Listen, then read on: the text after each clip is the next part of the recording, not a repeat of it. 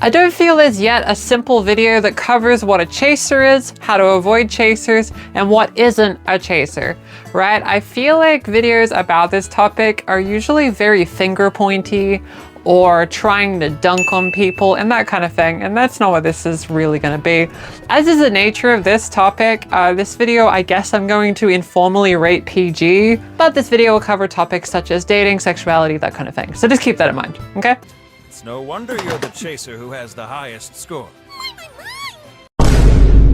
However, this is still a video on my channel, so let's keep this as clean as possible, okay? All right, so what is a chaser? Generally speaking, a chaser will refer to an individual that will go after or date trans women, not seeing them as people, but as, well, a desire thing, right?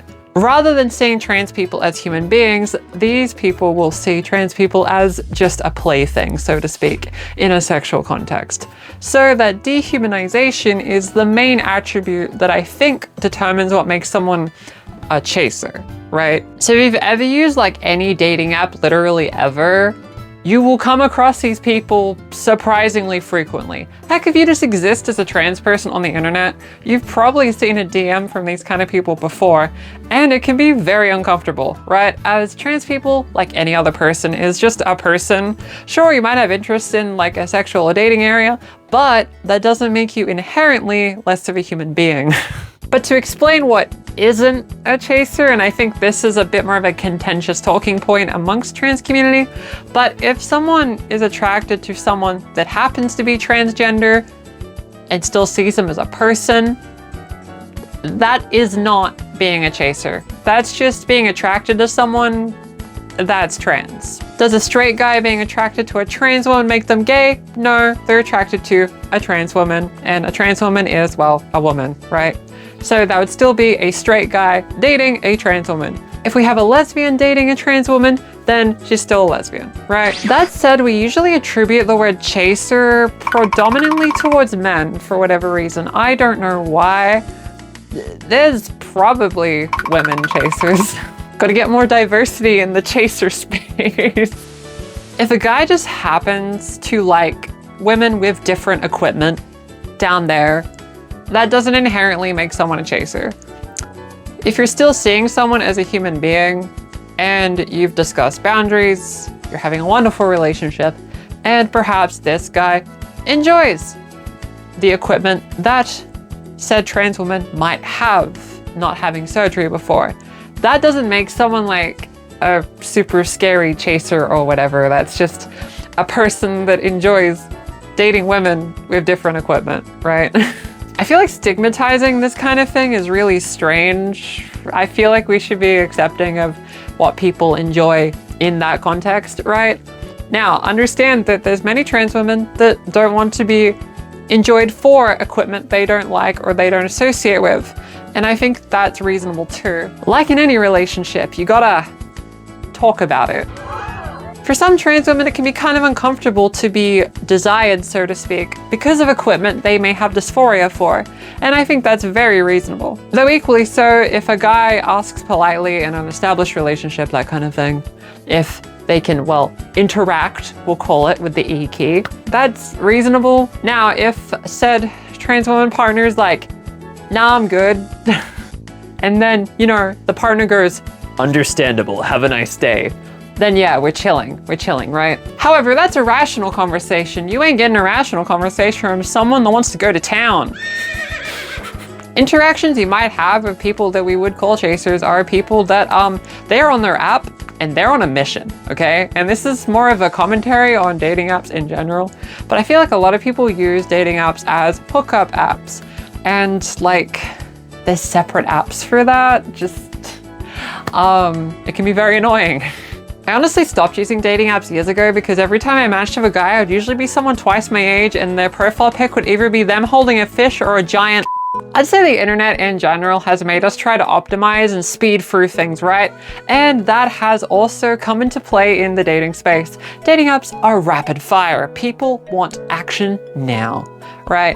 So you're gonna get the most forward question imaginable from someone that is a chaser. And that is not okay. You'll see some people identify under the label trans attracted. I think that's the term used to differentiate chasers from people that just are attracted to trans women. And it's okay if you're watching this and you're attracted to trans women. It's okay to be attracted to trans women specifically. But still see them as human beings, okay? They're just a person. We're not a quirky in your anime to play around with, right? We're just a person that is gonna go to a nice park, have a nice meal, see the sun go down, that kind of thing, right? I'm not sure how I feel about the label trans attracted because I feel like I mostly see it in context of people that are probably chasers. I find that people that are attracted to trans women and are chill about it usually just say they're attracted to women and they'll just date people. There's a wide plethora of reasons that guys might want to date trans women, right? And sometimes it can be like physicality related, but also it can be like social related, as demographic wise, it can be easier to find trans women partners that are into certain nerdy hobbies, for example. If you go to any card game tournament or video game tournament, the chance of you finding trans women is much higher than meeting cis women, right? So in that specific context, I think it's pretty reasonable to happen to date a lot of trans women because there's just a lot of us in a concentrated space. Wanting to date people that enjoy the things you enjoy, very reasonable. And if that means that most of the time you end up with trans women, I think that's chill as long as you see them as a human being that likes that thing you do, right? I'm sure a lot of trans people would prefer a nice candlelit dinner and playing some Pokemon card games on the table rather than a literal picture of your dog. Granted, once you're in an established relationship, that might change, but that's a different story. There's a strange assumption that trans people are somehow completely fundamentally different from cis people, right? And that can come into many different things, but I want to highlight a specific topic of infantilization, which basically just means seeing someone as really childish, right? This kind of stigma is very commonly thrown at trans men, for example, and that can be really dysphoria inducing and honestly disrespectful to trans men that just want to live as men. So chases are a big problem for trans women and trans men, okay? But this specific topic, I think, holds especially true for trans guys, where they just want to be a guy, let him chill. Like, even if he enjoys some feminine presentation, right, doesn't make him less of a man, right?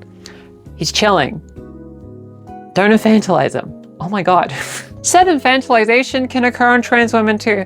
You can often see portrayals or photos of trans women wearing stuff like maid outfits or like cute uwu kawaii fashion, that kind of thing. So it can create a kind of assumption that all of us dress like that and are fundamentally uwu and more likely to be a more traditional housewife. I really briefly did one date with one guy, and his profile specifically said that he liked femme presenting people, just in general, right? That was where he was chilling. Fair enough, right? It was a pretty positive date, actually. It was very respectful of me. His profile briefly mentioned that he didn't mind what was down there, that kind of thing, as he enjoyed both. Fair enough, but he liked it on femme presenting people. I think that's valid, that's fine. Just because a guy enjoys one equipment doesn't mean his sexuality has to be another thing. If he enjoys it on femme presenting people, sure. Why not? Go for it. How do you avoid chasers? Well, step one would be to not use dating apps, but that's not always an option for some people, so fair enough. But if you are using a dating app, just bear in mind that profiles are shown to you really rapidly, so a lot of people will be swiping just based on the pretty profile pic, right? So they're probably not going to read the little bio thing. But it can be pretty easy to tell which aren't reading your bio if you happen to be lesbian, for example, as you'll find a really suspicious amount of guys somehow in your like swipe feed somehow because they ticked one thing to be shown on a lesbian feed. So that's pretty easy. In that case, swipe off any guys you see if you don't like guys. But if you're straight, bi, pan, etc., it's a bit trickier. But when you match with someone, right, really check their profile. It's surprisingly not hard to figure out if someone is there for a hookup or a long-term relationship where they see you as a wonderful person. Tip 1, does their bio mention anything other than sex? Does their profile mention hobbies? If they have hobbies, then there's things that they do other than swipe on a dating app, so that's pretty promising. Now the scary one is, well, talking to them. And when you talk to someone, you can get the vibe pretty quick. Based it on how quickly they bring the topic to not safe for work activities. If they're okay to have a really reasonable conversation, maybe want to go to the shops, or maybe want to like go enjoy playing video games on the internet, or do a fun hobby thing, go rock climbing, I don't know, that's cool. Just remember there is a vulnerability when we're especially early in transition where we feel like we need validation in having a partner. However, just bear in mind that one's self-worth is not tied to whether you have a partner.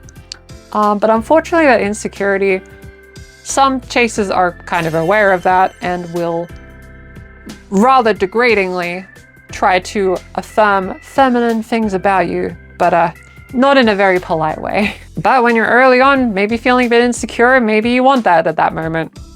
I'm not here to be a hater, but just remember, you can be single and a trans person and still be a valid person. That's fine. There's nothing wrong with that. My last relationship ended in 2014. 2015? Yeah. Yeah, that makes sense. I had a couple of dates here and there, but none ever ended up being a relationship, right? In my adult life, I think I've done like 2, maybe 3 dates ever. And I'm 26, and by the time you see this video, I'm 27. You should totally say happy birthday in the comments. But like, that doesn't make me lesser that I haven't been on many dates or had long-term relationships. I've been pretty single for a decade plus, and I'm fine. I'm chilling. I'm doing fun things, and that's all that really matters to me, I guess. I feel like the best relationships usually come from not dating apps specifically. And I'm not saying it has to be IRL. It can be like you're in an online community for a thing you like, and then you just organically meet someone.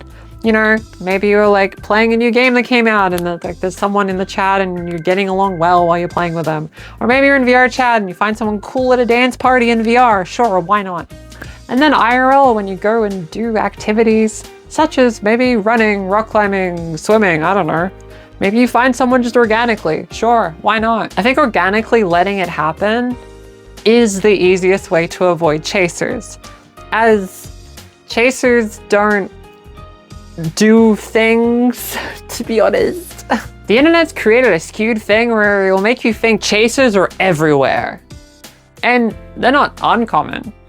But in your average everyday life, you're not going to come across one in a way that will be of any danger or concern to you.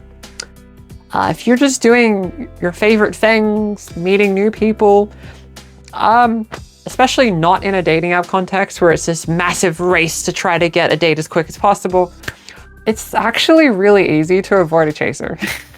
If you've met someone that talks about chasers on a regular basis, like bad experiences with them, that kind of thing, just bear in mind they probably are very active in dating apps or hookup apps, that kind of thing. So just understand in that small context, yes, they're common. Sure. I know it's an anticlimactic way to end a video, but I hope you enjoyed it. If you want to learn more about trans experience, I make a trans-related video every single week. That's right, every single week. So whether you're a trans person wanting to learn about trans experience, or an ally that wants to learn about trans experience, or someone in the middle where you're not quite sure where you stand yet, and that's okay, you're welcome to like, comment, subscribe, and enjoy various videos. If there are any guys watching this insecure about whether they are defined as a chaser or not, if you're worried about how we feel about that, then you're probably not. Do the things you like to do, organically meet people, and if your future partner is a trans person, cool. Just be kind to them, treat them like any other person, and I'm sure you'll do fine. For the trans people watching, it's okay to be single. You don't have to chase validation, and the relationship will come at the right time. It's okay to be patient for it. It's been 10 years plus for me. I'm sure I'll run into someone eventually, right? That's all from me. As always, stay hydrated and know that you are valid. I'll see you next week. And in that video, I won't be wearing a maid outfit.